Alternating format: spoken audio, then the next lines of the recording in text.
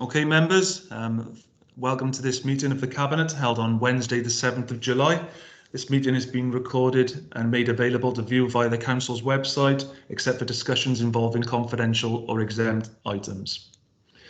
Firstly, can I go on to agenda item 1? That's to receive apologies for absence. I'm aware that Councillor Phipps is unable to attend the meeting, and also Councillor Marsden, Leader of Council, is in a Partnership Council for Wales meeting. So, as your Deputy Leader, I'm chairing the meeting. And can I firstly say, before we go on to anything else, how much a privilege and an honour it is to chair this first meeting of the Cabinet and to have been elected to the position of Deputy Leader of the Council. It's something that I'm going to take obviously very, very seriously. As I said, it's an honour. I look forward to working with all the Cabinet and all the councillors and all the officers. And as I said, looking forward to getting down to business. Christina? Yes, thank you, Councillor Pritchard. And yeah, I could just like to offer, on behalf of corporate management team, the congratulations on your appointment. And of course, we look forward to working with you. In terms of apologies, I'd just like to record Dave Sweets as an apology today, please. Okay. Thank you, Christina. Okay, we move on to item agenda number 2. That's the declarations of interest. So councillors and officers are reminded of their personal responsibility to declare any personal and/or prejudicial interests in respect of any item of business on the agenda in accordance with the Local Government Act 2000, the Council's Constitution and the Code of Conduct for both councillors and officers. Are there any declarations of interest at all? Councillor Whiting? Yeah, thank you, Deputy Leader, and congratulations on your position. Yeah, so I've got a declaration of interest on item 10. I believe it's a personal and not a prejudicial interest. The reason being that I am on the committee of the Channelview Community Centre in Risca, but I am on that committee in my capacity as a county councillor, and I received no remuneration for being on that committee, and I hold no other office in that group. Thank you, Councillor Whiting. If I bring in Councillor George as well, and then can I defer then to Rob Tranter to offer the advice. Councillor George? Yes. You're on mute, Councillor George. Sorry. Thank you, Chair, and congratulations on your appointment. I'd like to declare a personal and prejudicial interest on item number 10, and I will be leaving the meeting when it comes up. Thank you. Okay, thank you, Councillor George. Can I bring in Rob Tranter just to offer Councillor Whiting some advice and also to comment on Councillor George as well? Yeah, thank you, Deputy Leader. Councillor Whiting is spot on in his interpretation of the code. Very good. Clearly, if members have an interest in a matter, it is their decision. But the code is quite clear, really.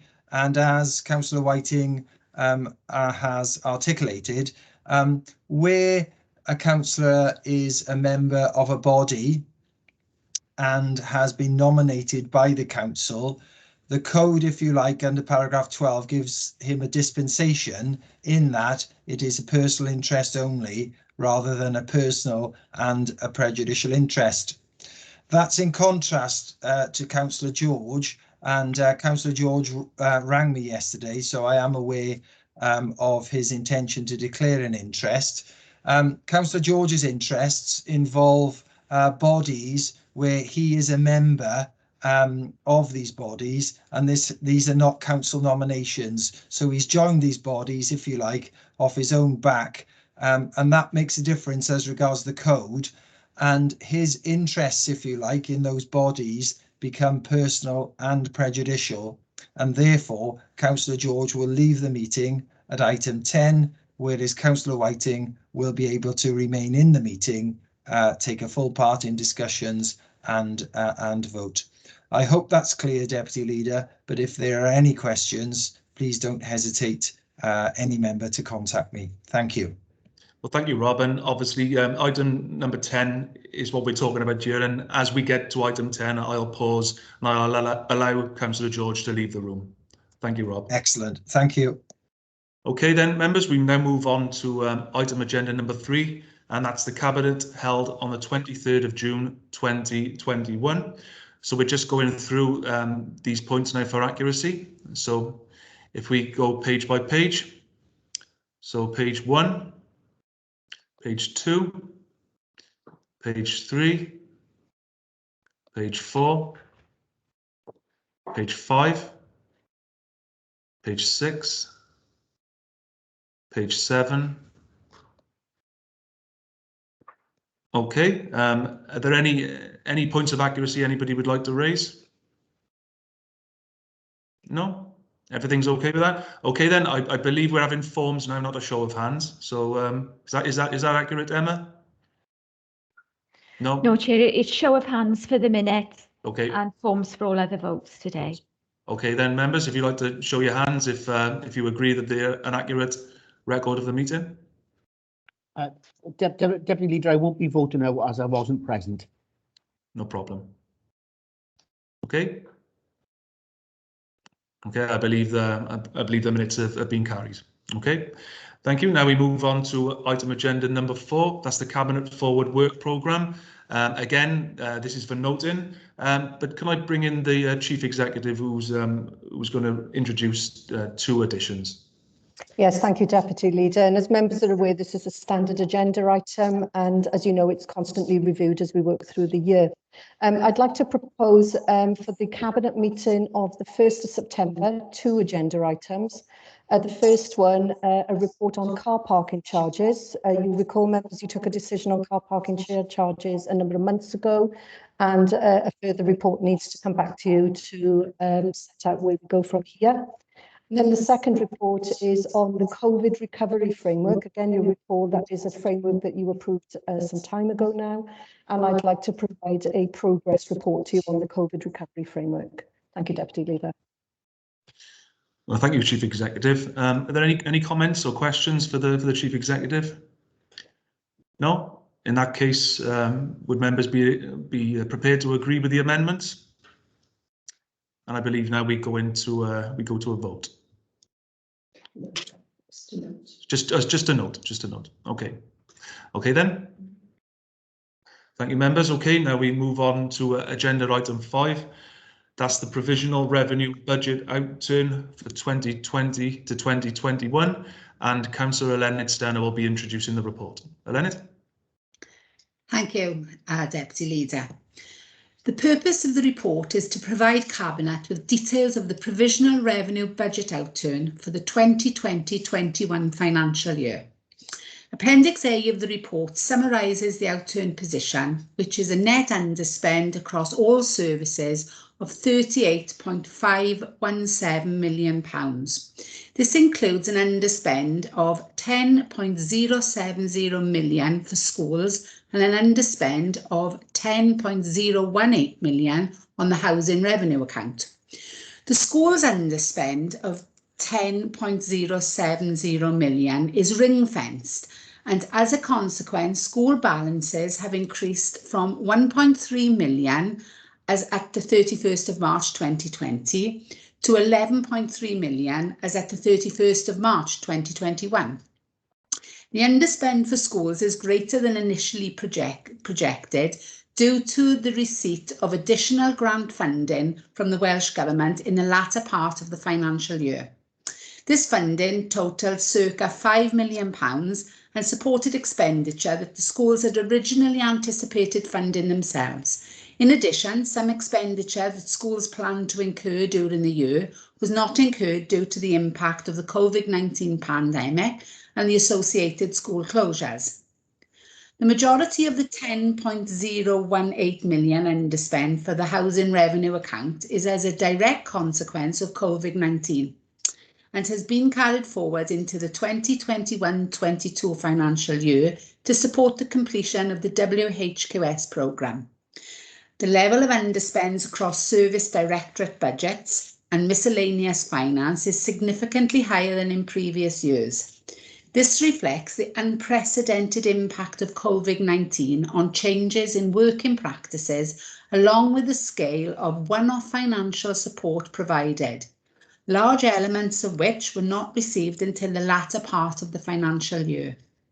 Cabinet will be aware that the authority has incurred significant additional costs due to the pandemic and has also lost income in several key areas. The Welsh Government has provided substantial funding to local authorities to offset additional costs and income losses through the COVID-19 Hardship Fund, with the total funding allocated to Caerphilly County Borough Council during the 2020-21 financial year being £24.2 million. In addition to the funding provided to offset additional costs and income losses, the Welsh Government also provided funding to local authorities to assist with other financial pressures, such as increases in applications for council tax support through the Council Tax Reduction Scheme, and funding to help mitigate a reduction in council tax collection rates due to the economic impact of the pandemic. Specific funding has also been provided for a range of other purposes, including digital transformation and financial support in lieu of approved budgetary savings not being delivered during the 2020-21 due to the impact of the COVID-19. The Welsh Government is currently committed to providing financial support through the COVID-19 Hardship Fund to the end of September 2021. The position beyond this date is uncertain, and this presents a significant financial risk that will need to be closely monitored throughout the 2021-22 financial year.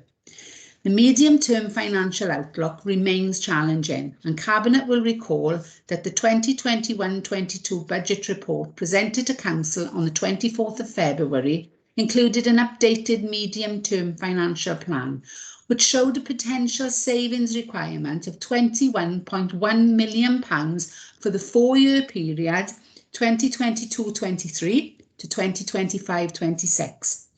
However, the underspend for the 2020-21 does represent an opportunity for significant one-off investments to support the Council in the delivery of its key priorities, our recovery from the pandemic and the ongoing delivery of our ambitious transformation programme. The report before you today contains details of a range of one-off investment proposals. Some of these have already been agreed by officers using delegated powers, and others will require formal approval by Cabinet.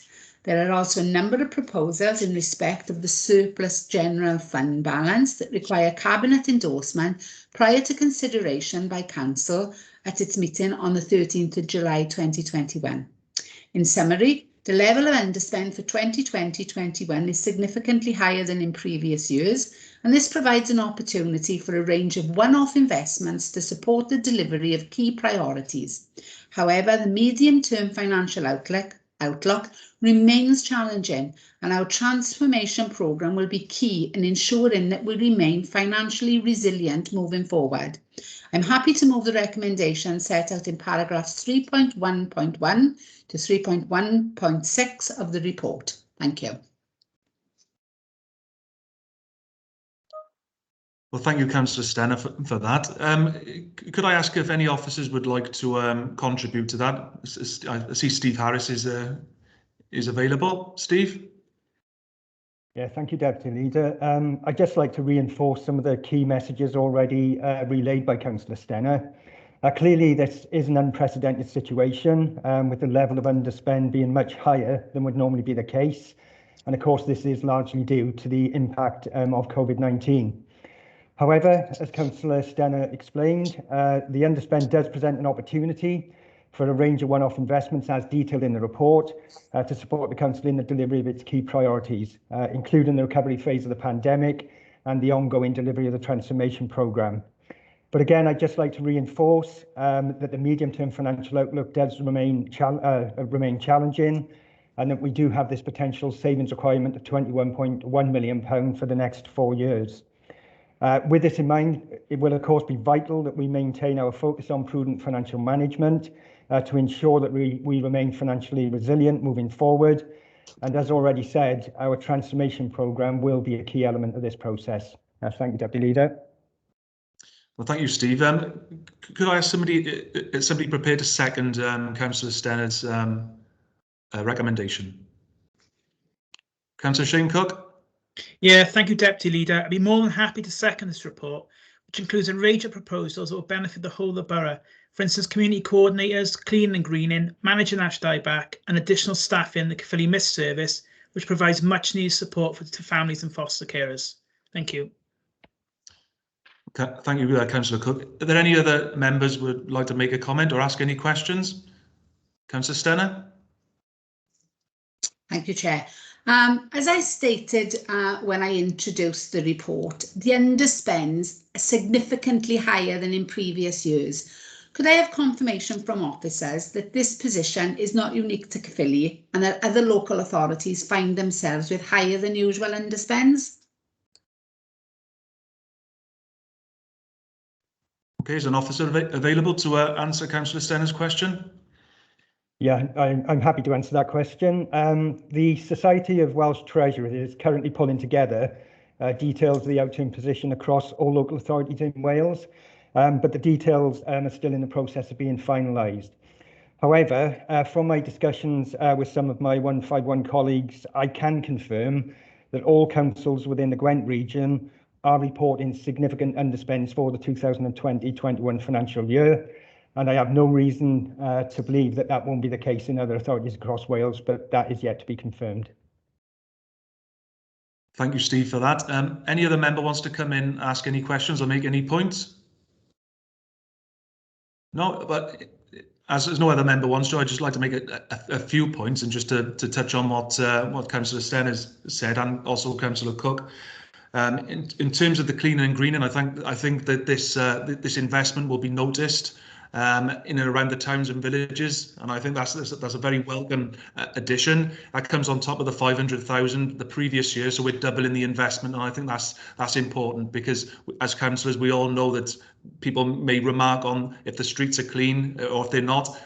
They usually come to us, and I think that we need to do something about that. So doubling that investment is crucially important.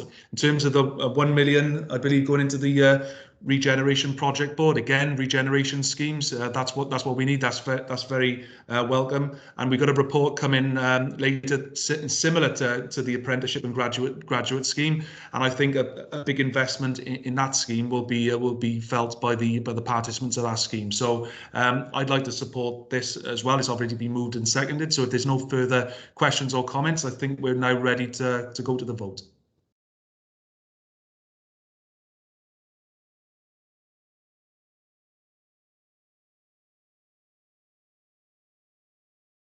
Okay, the vote is now available.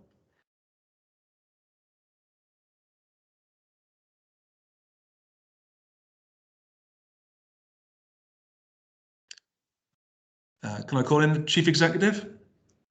Yes, thank you, Deputy Leader. Not affecting the vote at all. I don't want to distract you from that, but just to advise members that this report is scheduled for Council next week also.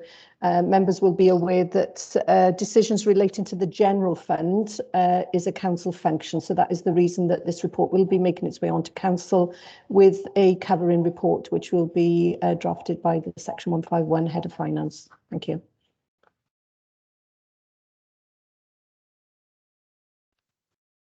Okay, thank you, Chief Executive. Has the vote now been carried out? And confirmation from committee services?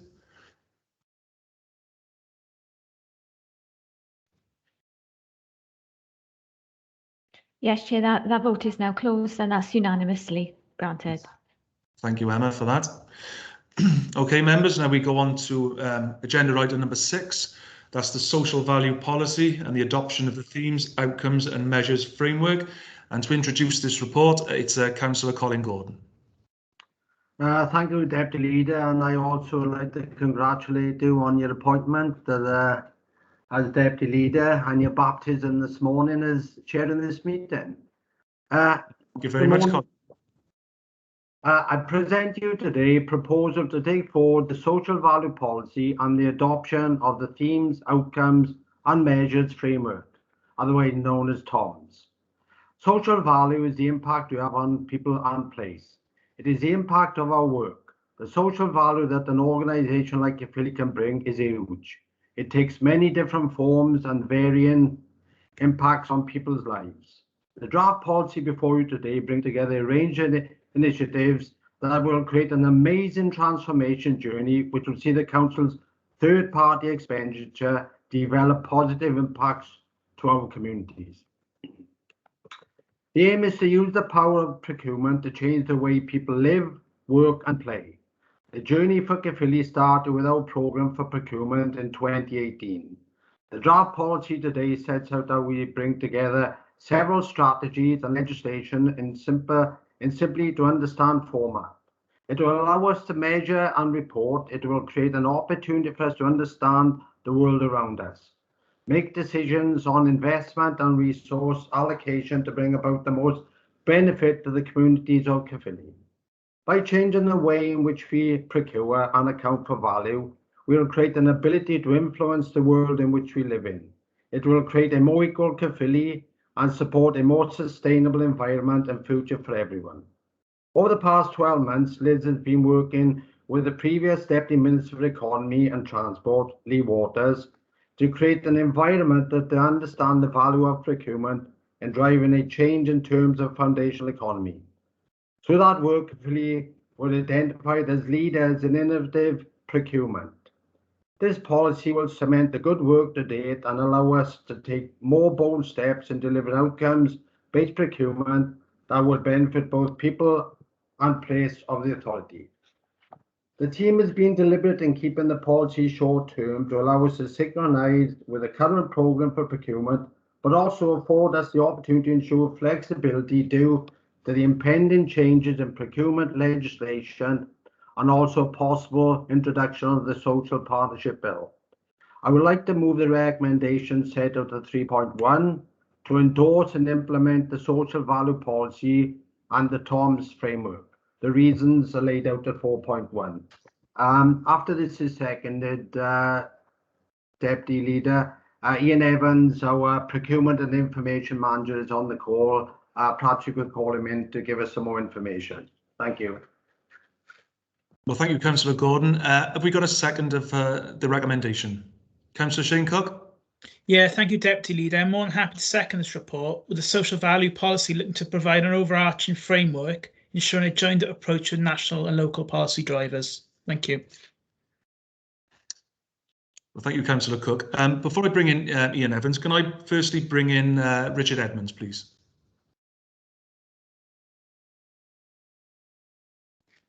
Sorry, Chair, if it's okay with you, I'll come in once Ian's spoken. Apologies for being slightly out of order.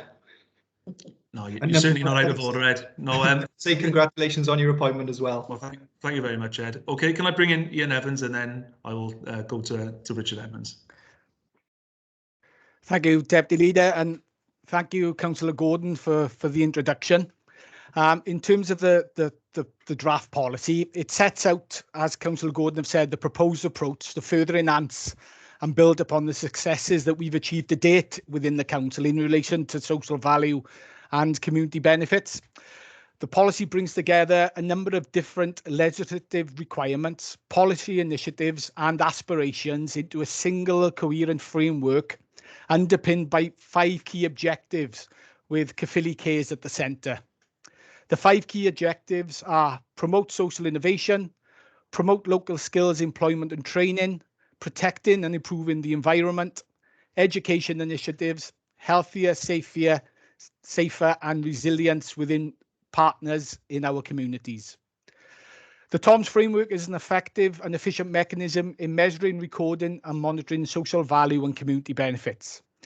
It is proposed that the TOMS framework is adopted and incorporated in appropriate council procurement processes and procedures moving forward. This will ensure the council is a fit-for-purpose social value policy and an effective and efficient measurement framework to support the recording and monitoring of social value and community benefits. The council's corporate plan and wellbeing objectives clearly demonstrate the council's commitment to prioritising social, economic and environmental well-being for the county borough and our partners. The council recognises that the way in which we manage our annual spend of circa 230 million with suppliers, service providers and contractors can make a significant contribution to this priority. Social value is a broad term used to describe the social, environmental and economic impacts of actions taken by communities, organisations, governments and individuals. The council has increasingly sought to incorporate social value initiatives into our procurement, However, it is acknowledged that is an area we can improve upon and be more joined up in terms of matching opportunities with those most in need. The Council is striving to deliver the maximum value for the Caerphilly pound and to continue to demonstrate that Caerphilly cares. The draft policy pays particular focus on various policy drivers as initiatives, such as the Wellbeing of Future Generations Act, Social Services Wellbeing Act, the Council's Corporate Plan, and many other areas, such as decarbonisation strategy, Cardiff Capital Region City Deal, Programme for Procurement, foundational economy, and importantly, supporting of local businesses and SMEs. The policy aims to provide an overarching framework for the delivery of these policy drivers and initiatives, and importantly, deliver the Council's own commitments and initiatives. TOMS is a measurement framework that allows for the unlocking of social value through its integration into procurement and project management. It had initially been developed by a national social value task force with a cross-sector of both public and private sector organisations. This resulted in extensive consultation across local authorities and public sector organisations such as the LGA, Office for Civil Society and Crown Commercial Services. TOMS can be described as follows: themes, overarching strategic themes that an organisation is looking to pursue; outcomes, the objectives or goals that an organisation is looking to achieve that will contribute to the theme; and measures, the measures that can be used to assess whether the outcomes have been achieved.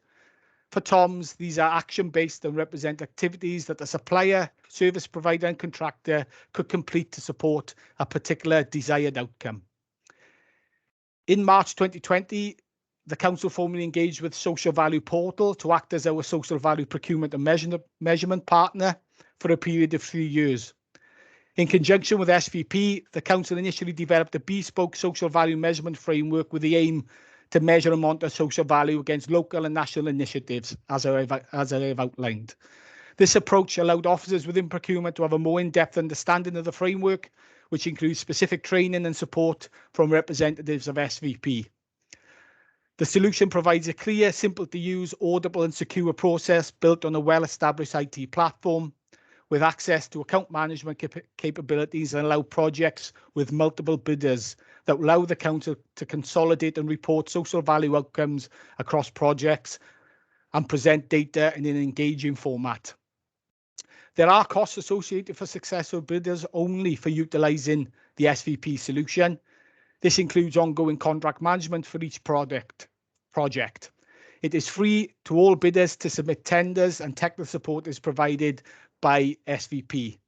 It is important to highlight that the information is published as part of any procurement process, and the use of SVP solution is only considered for contract opportunities in excess of 75,000, subject to the appropriateness of the potential bidders involved in any given procurement procedure.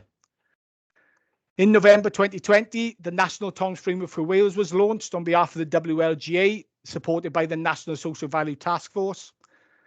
This task force includes a number of stakeholders, such as Caerphilly and other entities, Welsh Government, the Office for Future Generations, Transport for Wales, as well as a number of other councils and housing associations. The National TOMS Framework for Wales has now been adapted and bespoke to the Council, and will provide a way of measuring and reporting on social value aligned to the Future Generations Act, thus allowing the Council to report specifically against those objectives. The principal benefits of a minimum and consistent reporting standard for social value are: provides consistency to measuring and reporting social value, flexible, adaptable and bespoke, which is fundamental in order to demonstrate the methodology can succeed, allows for continuous improvement, reduces the uncertainty surrounding social value measurement for businesses, allowing them to make informed decisions based on robust quantitative assessments and embed social value into their corporate strategies. We as a Council have created 2 sets of TOMS, a light set comprising the 38 measures as a master set comprising of an additional 40 measures, so 78 in total. The majority of contract opportunities will use the light set, which contains the measures that suppliers, service providers and contractors will be tasked will be asked to set targets and measures against as part of the bid stage of the process. Certain opportunities will include certain opportunities, including larger value contract opportunities, or sector specific, where the suppliers or service providers are more mature, then the council may opt for the master set of TOMs. Importantly, the use of the TOMs framework is not solely predicated on utilising the SVP solution. The framework is an open source project, which essentially means it can be used via an Excel spreadsheet. As we further develop and increase our knowledge, understanding, and evidence in using TOMs, this will give us the ability to look at the open source product moving forward. In conclusion, the proposed policy aims to provide an overarching framework to ensure a joint, consistent approach to delivering social value that encapsulates national and local policy drivers. The policy sets out the Council's ambition and commitment in respect of these key priorities, and to support its delivery, the Council will publicise and raise awareness of the policy and associated objectives, incorporate TOMs into contracts to ensure that our employees, suppliers, service providers and contractors are clear on how they will support implementation of the policy and delivery of the objectives, manage delivery of social value through effective contract management, and ensure that our suppliers utilise the social value portal to measure delivery on appropriate contract opportunities over 75,000. Those successful will be required to provide regular monitoring information outlining social value delivery progress, and the process itself will benefit and improve contract management within the Council. The Council's corporate management team will oversee delivery of the social value policy. Thank you. Well, thank you, Ian, for that, that comprehensive report. And can I also thank you for attending the Policy and Resources Scrutiny Committee, which I, as members will know, I used to chair for 4 years, and it was a pleasure to actually chair that committee. So I'll now move on to Richard Edmonds, please. Yeah, thank you, Chair. Thank you for coming back to me. I'd just like to take the opportunity to place on record my thanks to Ian and his colleagues for bringing this policy through the Cabinet this morning. I think it's fair to say it's been a huge undertaking, and I'm sure members will acknowledge it's a fantastic piece of work and has the potential to make a real difference to our communities. I'd also like to reiterate Councillor Gordon's words earlier and acknowledge the important work that Liz Lucas, our Head of Customer and Digital, has done with Welsh Government in developing a national approach to unlocking social value via the themes, outcomes and measures for Wales. Social value and the work being done with Welsh Government by the procurement team as a whole are both examples, in my view, of Caerphilly once again leading the way, and I didn't want to let the moment pass without placing that on record. Thanks, Chair. Oh, well, thank you for that. Are there any questions from members at all? No, maybe if I could just ask one very simple question to Ian. You said during your contribution that about procurement helping the most in need. I just wondered if you could just maybe give an example, or just sort of talk a little bit more about that, about how the procurement would help the most in need. Yeah, absolutely.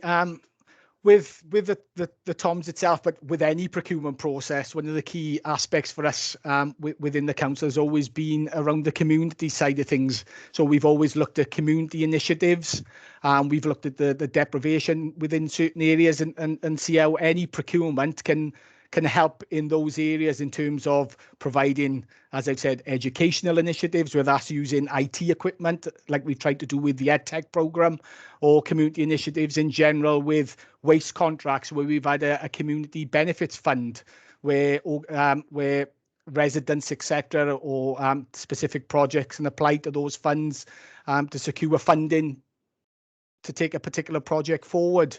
And also the TOMs itself, there's a number of subgroups now working with the voluntary sector organisations. There's a subgroup being set out for decarbonisation. So all these elements with the TOMs will help support any given procurement process going forward. Okay, yeah, they're very good examples, and thank you for answering that question. Are there any further questions at all before we proceed to the vote? No. Okay then, if the forms could become available, then members can vote.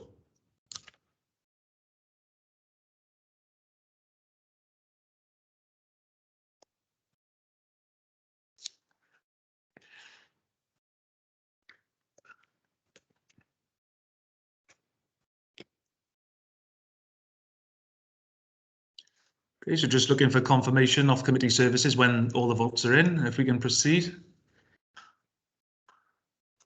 All votes have been cast, Chair, and that's a unanimous vote to approve the recommendation. Okay, thank you, Emma. Thank you, members. Okay, then. Okay, now we move on to item agenda number 7.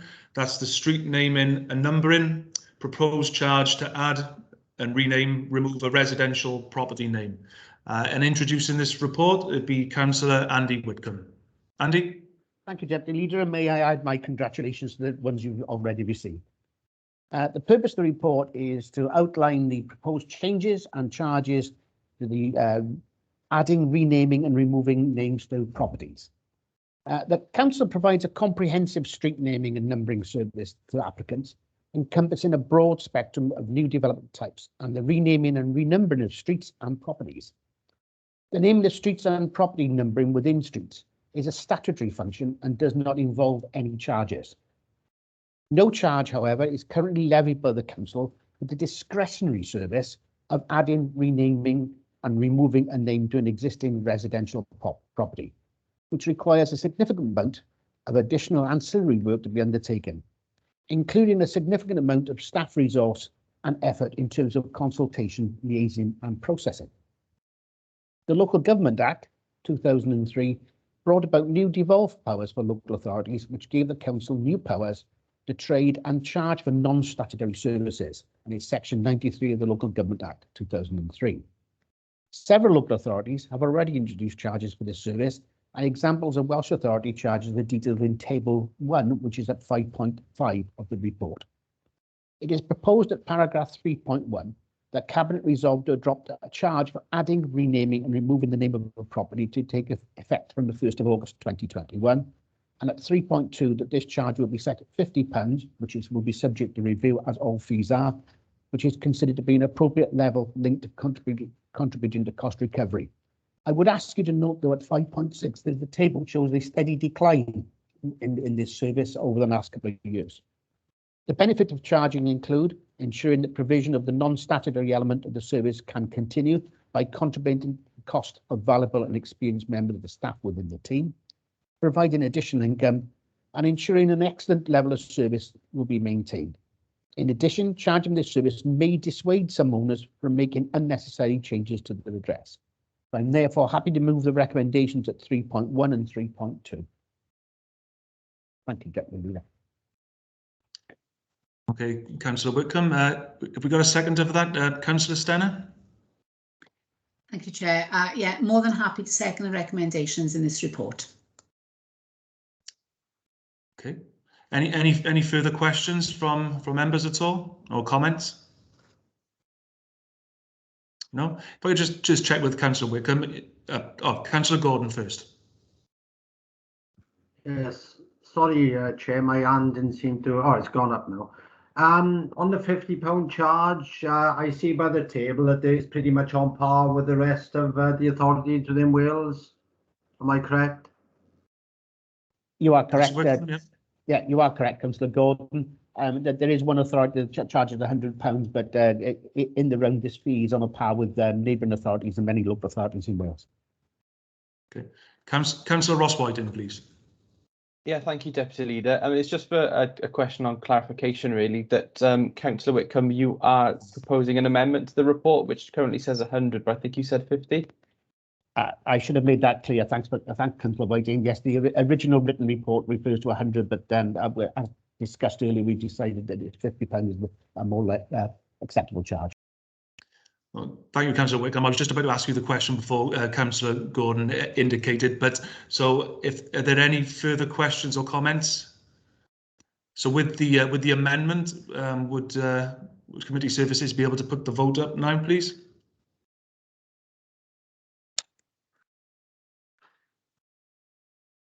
Okay.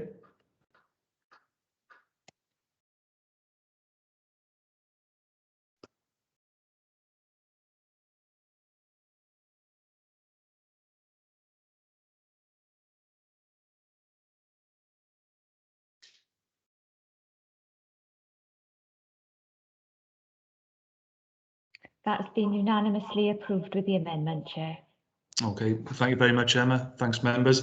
Okay, and now we go on to agenda number 8, and that is the Kickstart scheme. And to introduce this report, again, it's Councillor Andy Wickham. Andy? Thank you, Deputy Leader. The purpose of the report is to outline the authority's participation in the Kickstart programme, which is a Department of Work and Pensions programme. Young people have been particularly disadvantaged by the COVID-19 pandemic in terms of reduced employment opportunities available to them as a result of the subsequent economic downturn. The Department of Work and Pensions Kickstart scheme presents a very real opportunity to address this issue, with the council being well placed to offer placements to local young people, as we are one of the largest, if not the largest, employer in the area. This report sets out the main considerations for the council in engaging with the scheme and makes recommendations in terms of how the council could progress as a placement host provider. It should be noted the placements on the council scheme will receive the living wage, above that of the DWP's recommended minimum wage. Previous schemes that have been in existence of this type have only offered minimum additions to the existing benefits that the participant receives. I'll give you some examples. The lowest DWP weekly wage would be £115.50, and the highest would be £222.75. The living wage would ensure that all participants would receive £237 per week. The wider social and economic benefits in linking this programme to our apprenticeship academy are visible for all to see. There's, as earlier discussed, there is already a £500,000 investment proposed within the outturn report, which was prior discussed at this meeting, for an apprenticeship scheme. The council has used the apprenticeship programme since 1996, and a lot longer than that, because in 1973 I was an apprentice in the local authority, to develop skills required to fill future vacancies and to offer school, college leavers and others opportunities to gain knowledge and skills to enable them to find long-term meaningful employment. The last time apprenticeships were funded centrally was in 2018-2019, when a reserve of £530,000 was established. Together with match funding from service area, we'll be able to appoint over 20 apprenticeships for a period of 2 years with relevant learning and development opportunities. It is proposed to establish a new earmark reserve of £500,000 to provide further apprenticeship opportunities across the authority, following the same criteria as 2018. Thus, the two programmes, Kickstart and the apprenticeship programme, will offer opportunities for young people to gain employment and knowledge and learning. And I'm happy to move the report at section 3.1, items A, B and C. Thank you, Deputy Leader. Well, thank you, Andy. Can we have a seconder for Andy's recommendation? Councillor Whiting? Yeah, thank you, Deputy Leader. I think it's vital that we take part in this to help reduce the levels of youth unemployment and to keep, especially with COVID, and to keep the number of young people not in employment, education and training to as low a level as possible. And I really think this will help with that. I also welcome and fully support the contribution from the local authority to enable the placements to be paid at the foundation living wage rate, which is higher than the national minimum wage, which they would have been paid at otherwise. So I'm more than happy to second this report. Well, thank you, Councillor Whiting. Have we got any further questions or comments from members? Councillor Shane Cook. Yeah, thanks, Deputy Leader. Yeah, just a question on the timing of these placements. So is it for 6 months, but is there a possibility they could go on a bit longer? The funding from DWP would cover the 6 months programme. Ideally, the Kickstart programme should be a progression to other things, either vacancies within the authority or moving from Kickstart into the apprenticeship programme. So it should provide a continuation of employment. There are examples in Caerphilly Council of earlier programmes funded by the DWP where participants have moved to become full-time employees of the council. Brilliant, thank you, Councillor Wickham.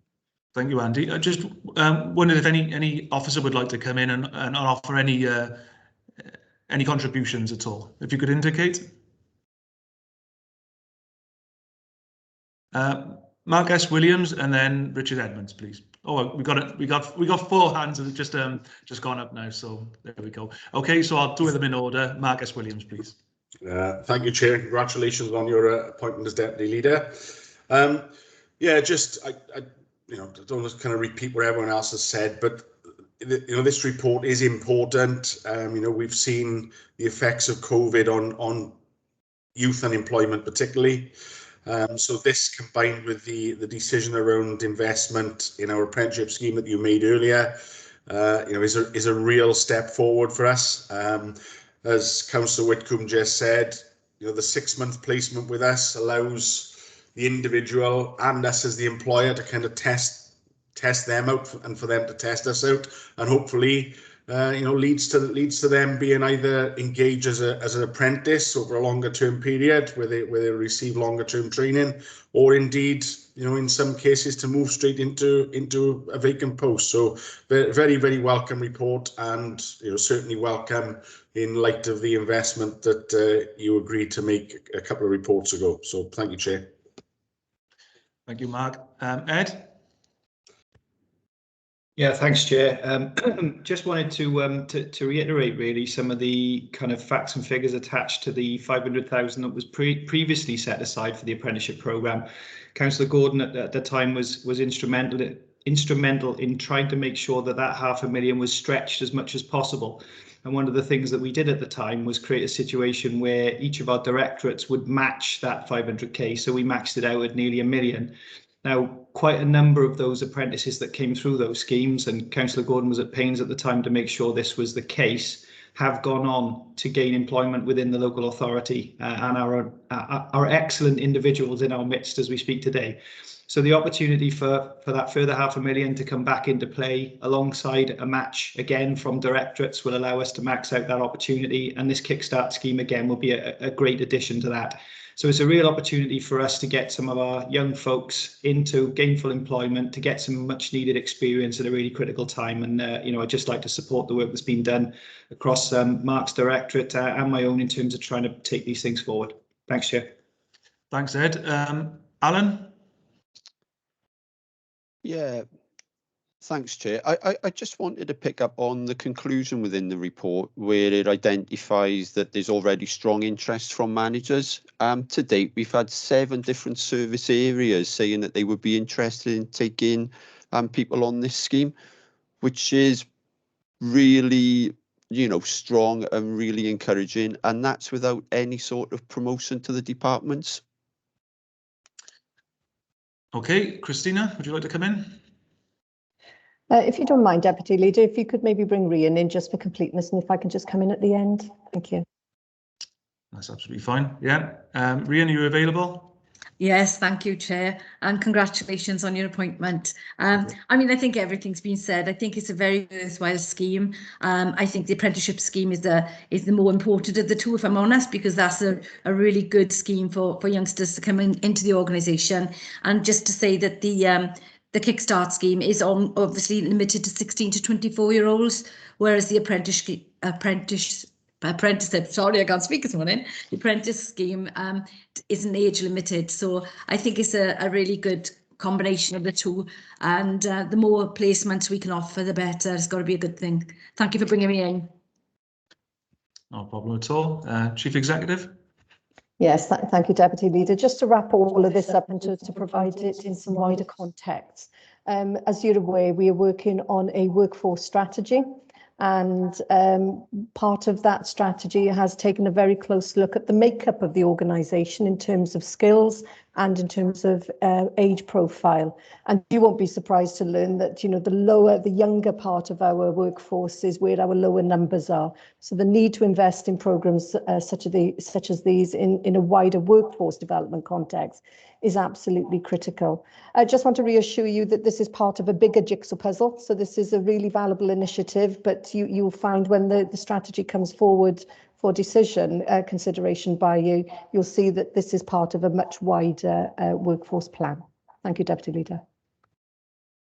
Thank you, Chief Executive. Are there any further comments or points that members would like to make? Councillor Gordon? Yeah, just to pick up a bit on Ed said, 2 to 3 years ago, we took on 20 plus apprentices in areas which we don't normally take apprentices on. And it was extremely successful. Most of these people, as far as I understand, are still in employment with us. This Kickstart scheme is extremely important. And I think we got to congratulate ourselves as an authority that we are a foundation living wage. We pay the foundation living wage, which would come into an odds with the WDP. But if you read it 5.10, which I can't really, because I got to have my eyes tested on Friday and I got a job to read it, but it's stating there that we are a foundation living wage authority.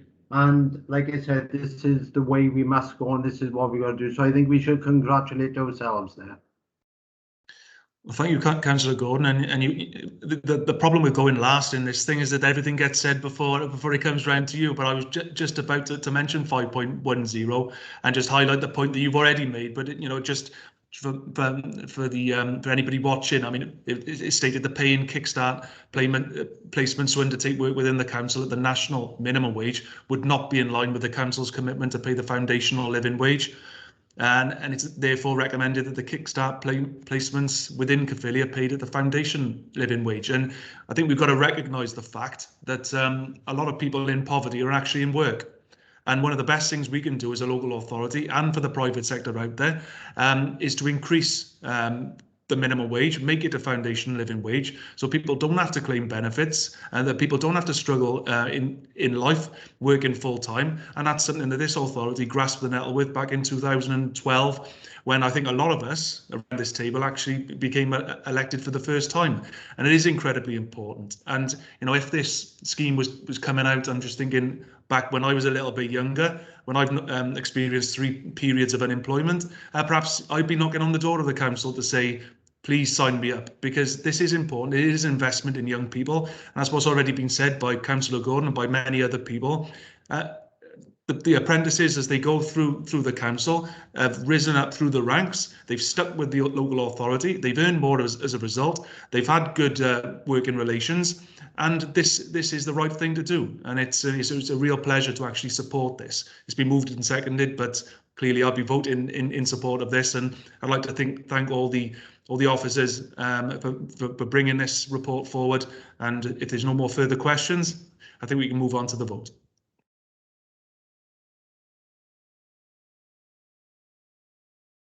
Okay, the vote is now available.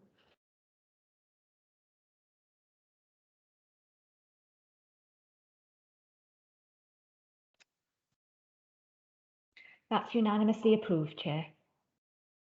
Thank you very much, Emma. I didn't suspect for 1 minute that it wouldn't be, but thanks for that confirmation. Okay, we now move on to agenda item number 9. That's Caerphilly County Borough Council proposals for asylum dispersal and Afghan relocation. Introducing this report will be Councillor Eluned Stennor. Eluned? Thank you, Deputy Leader. This report was presented to Policy and Resources Scrutiny Committee on the 23rd of June 2021, where it was unanimously supported. A recent approach has been made by the Home Office for local authorities to participate in the asylum dispersal scheme. Out of 22 local authorities, only 5 are asylum dispersal areas. The report considers the implications of the local authority becoming an asylum dispersal area.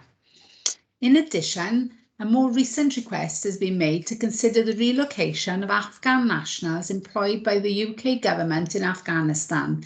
This is due to the instability caused by the imminent withdrawal of US troops in September 2021. The report also considers the implications of participation in this scheme. With regards to the participation in the asylum dispersal scheme, Policy and Resources Scrutiny Committee supported the recommendation that option 2 is supported and the authority begin with a small number, which is 5 families, and a review is carried out in 12 months.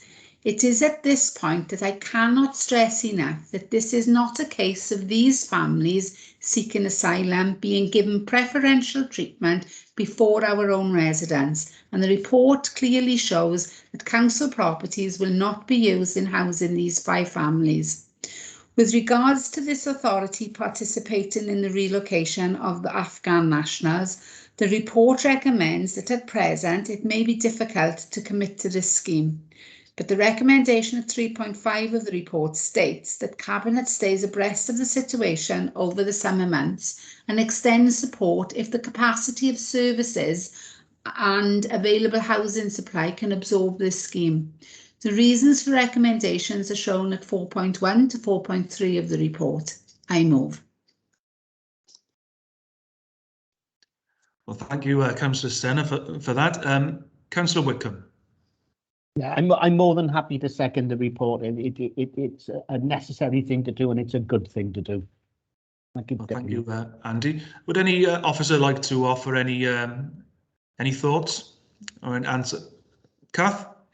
Thank you, Chair, and congratulations for myself also on your recent appointment.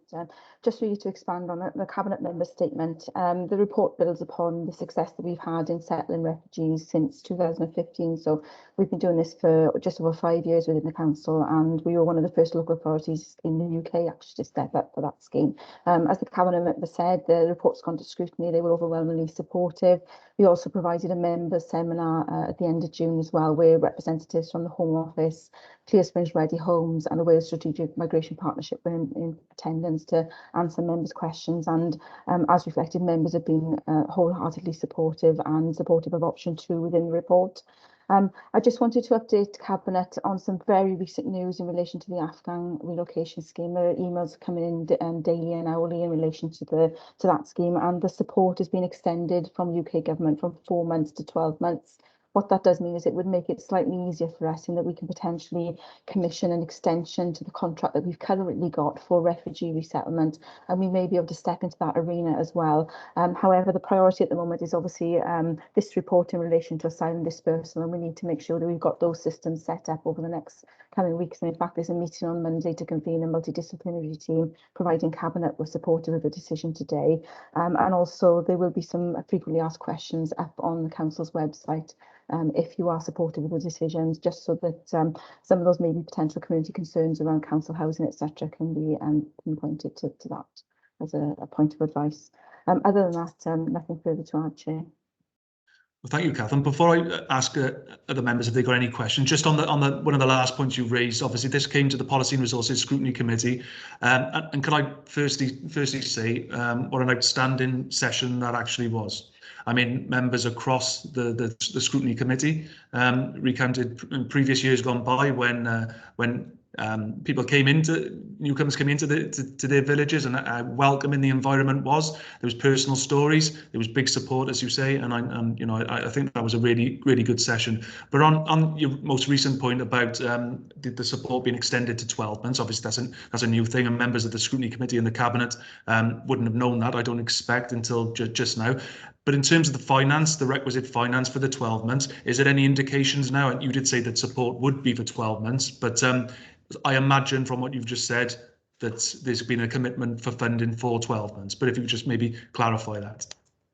Yeah, that's correct, Chair. There's been a commitment for funding from UK Government for the Afghan relocation programme for 12 months. I think that was a big concern of local authorities up and down the UK, is it'd be very difficult to manage such a short transition.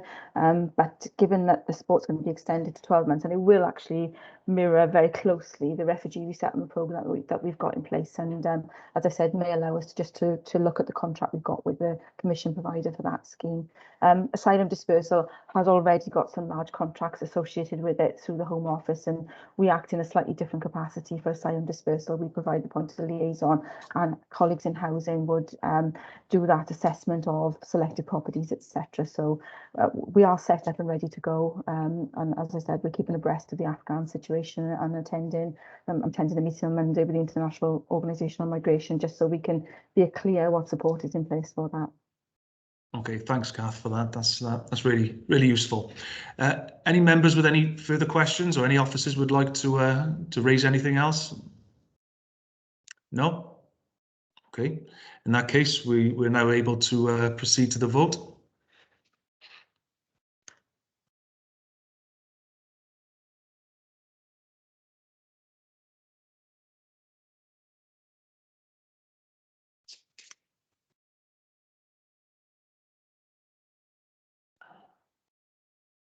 Thank you, Chair. That's unanimously approved. Okay, thank you, Emma. We now come to our final item of business. That's the proposed community hall in Teesside Risca. At this stage, can I ask just a pause in order for Councillor George to leave the room, as he's declared a personal and prejudicial interest.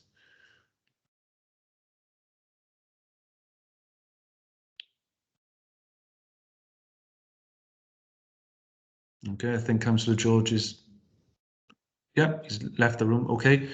Okay, we're now able to go on to the report then. And introducing the report is Councillor Eleni Stenner. Thank you again, Deputy Leader.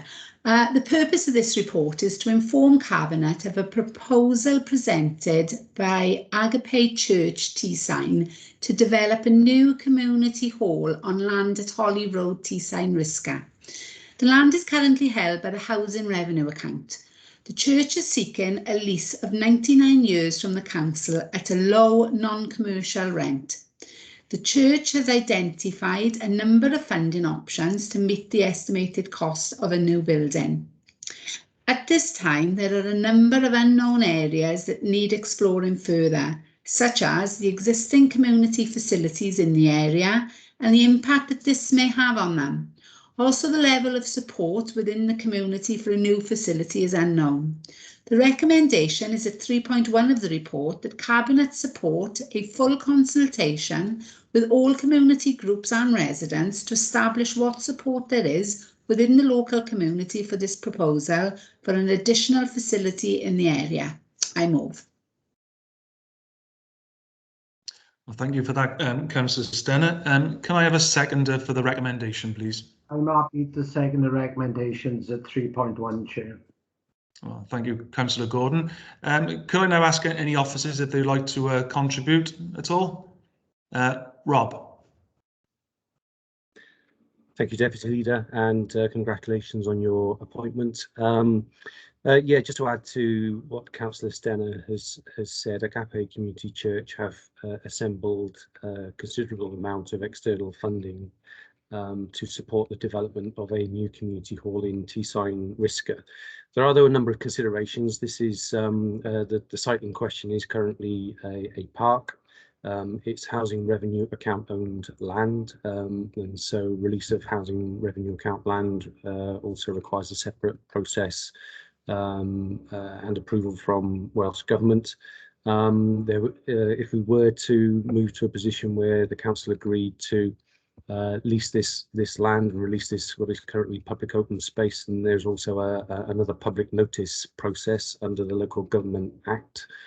There are a number of other community facilities in the locality, as is detailed in the report, and as Councillor Stenner has highlighted, and it's not clear what impact an additional facility would have on those. Agape Community Church are currently quite active in the community, offering debt support, debt self-help services, job clubs, other mental well-being groups. They have previously conducted a public consultation themselves, but this was 2 or 3 years ago. They did release the consultation to, I think, 1,500 Facebook users. Another 350 hard copy leaflets were issued, and did generate about 150 responses, for which there was 80% support. But as I say, that was 2 or 3 years ago and related to a similar but different proposal. And I'm also aware that currently there is a petition circulating in the community in opposition to the proposal. So all of this really lends support to the recommendation that is before Cabinet in the report, that there is a public consultation that would assist the council in its decision making, and that the outcome of that would come back to Cabinet. Ultimately, any disposal of land in this way would be a decision for full council, but it would be important to get the views of Cabinet in that process as well. Thank you, Deputy Leader. Well, thank you, Rob. Are there any further questions or comments that anybody would like to make at all? No? Okay, in that case, I think we're now able to proceed to the vote.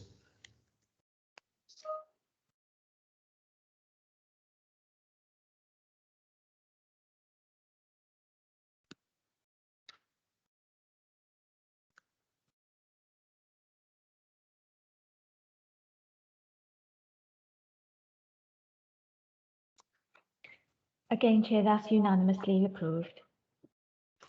Okay, thank you, Emma. Okay, members, that brings the end of proceedings for the Cabinet today. Can I thank everybody for their attendance and their contributions? And I now declare the meeting closed. Thanks a lot. Thank you, Deputy.